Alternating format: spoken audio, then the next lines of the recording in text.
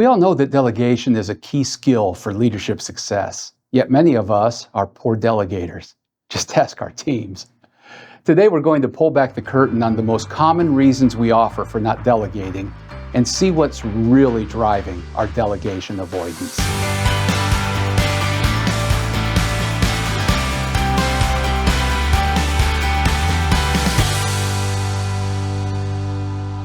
Delegation is an essential skill for all leaders. We know that we should delegate. We know that we need to delegate, yet we don't. We look through the list of things on our plate, we look for the items to offload, and we just can't find anything we can let go of. So even though we say it's important, we don't end up delegating anything. Why not? Well, there's several reasons we hold on to. We have convinced ourselves that each of these reasons is true, and they form the basis to hold on instead of delegate. See if any of these sound familiar. First, it's faster to do it myself. Now, this might be the most common reason we give for not delegating. You've said it, and so have I. It doesn't take me that long. I just don't have the time to teach someone else how to do it. I have it down to a science, so it's just faster to do it myself. Well, it is faster. The first time. In the beginning, it will take longer to train someone else. But think about this. What is the payoff in the long run? Getting this task off your plate will enable you to invest your time and energy in higher leverage tasks and activities. So don't just look at the initial investment. Will it be worth it in the long run? If you're delegating the right things, it absolutely will. Reason number 2, nobody can do it like me. Well, if time is the biggest reason, this is certainly not far behind. And it's especially common with leaders who used to do the work that they're now managing. They have a way of doing it, and their way produced impressive results. But these people they now manage can't do it like they did. So they decide to just keep doing it themselves. Again, it's true. But what if there is someone on your team that can do it better than you? Now, I know it's hard to imagine, but what if? What if someone can do it better? And even if they don't do it as well as you or just like you, is that really the end of the world? If they can do it 95% as well as you, is that 5% something that really matters in the end? Maybe it is, but in most cases it's not. Does that 5% bring enough value to justify you abandoning the higher leverage work you should be doing in order to do it yourself? Or maybe there's a way for you to delegate the bulk of the work and then you polish that last 5%.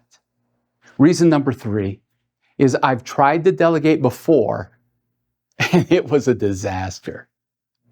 Well, see if this sounds familiar. I tried delegating and my team screwed it up. And we looked bad in front of the customer, or I was embarrassed in front of the boss. So I will never trust them with anything important again. I will just do it myself. We've all had bad experiences. But instead of just giving up, ask yourself, why did it not work in the past? What could I have done differently to get a different result? Was I clear on my expectations? Did they understand exactly what I wanted them to do? Did they understand exactly when it was due? Did I assign and then disappear until the end? Did I provide enough support during the project? Or did I have regular check-ins to make sure the project was on task? You know, delegation is a risk. And sometimes it goes sideways. But there are guardrails you can put in place to make it better. If you struggle with delegation and you use any or all of these reasons to justify holding on to things you should be letting go of, I want to dig a little deeper and see what might be lurking under the surface. What's really driving my reluctance to delegate? And it's important to be really honest here. Why am I holding on to this task or this project?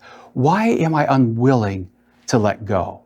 It could be that I'm holding on to this out of selfishness. Maybe I want all the best, most prominent assignments for myself. Or this is my pet project or my pet customer, and I just can't imagine letting someone else do it. Or maybe it's really fear.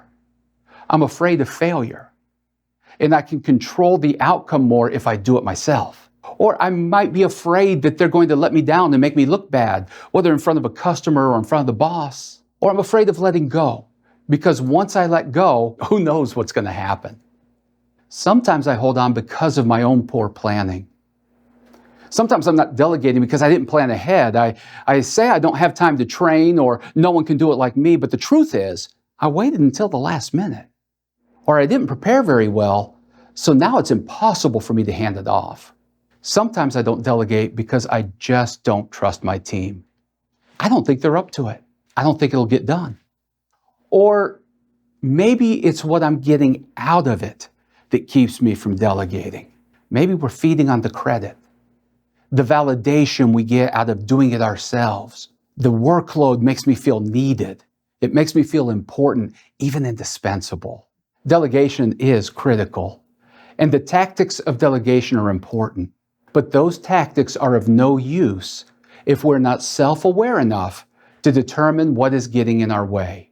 Most of the time, that challenge lies within us. And in order to change that, we have to ask ourselves the hard questions. So the next time you offer up one of those lame excuses for not delegating, I want to challenge you to stop and dig beneath the surface to find out what is really driving your delegation avoidance. Thank you for partnering with us as you find your lead. If you found this helpful, hit the like button or subscribe for more leadership content.